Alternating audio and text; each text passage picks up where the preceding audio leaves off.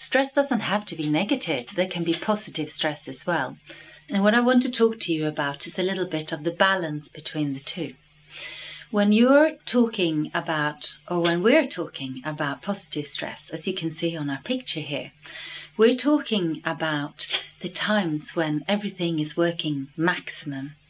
You're full alert, your brain is active, you've got lots of ideas and inspiring ideas, and you living your life to the full potential. You're rising to challenges. You think you can do everything and it's working really, really well. And you are more creative. So that can be a very positive side of stress. You have more adrenaline going.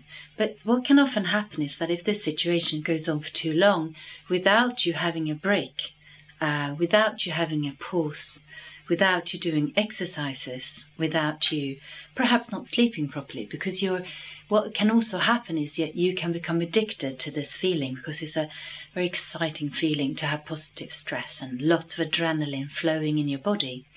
What can happen is that you don't have the opportunity and the time to take a break, and it can go over into the tipping point. And the tipping point is when it goes over in like a seesaw into the negative stress.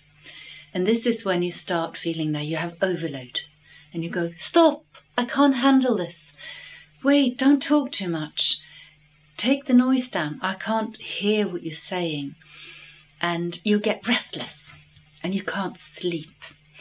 And you become a little bit more defensive.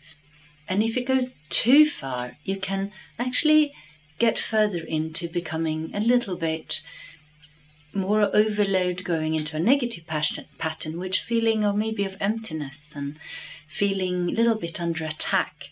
And what we want to help you with is to stop it before it gets too far and you get into what could be called a burnout or a chronic fatigue symptoms. And so if you know about these symptoms, you can pay attention to it and go, right, I need to stop right here and try and get myself back. And then when you're also looking at the positive and the creative stress cycle, what ideally you want to do there is to have breaks. So on our next slide, we want to try and look at perhaps finding hobbies that you enjoy. It might be singing, which really is good for your happiness. It might be exercising. You might be having hobbies with other people. Breaking large tasks into smaller portions. Working with others.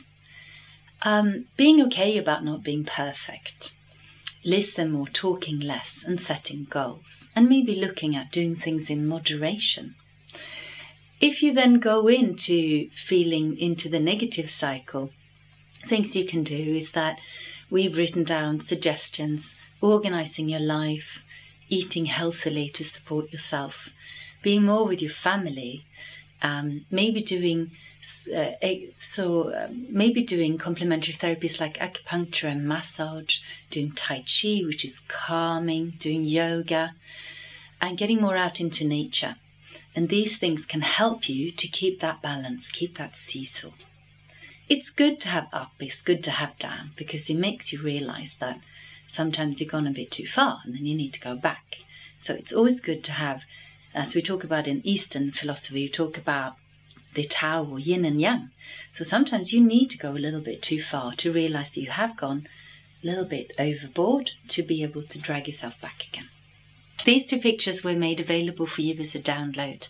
So if you find visual images are helpful as a reminder, you'll be able to print them off and put them up on the wall where you're working and share them with others, so that when you feel that you've gone a little bit over on your seesaw, they can be useful and helpful reminders for finding your way back again into a positive balance.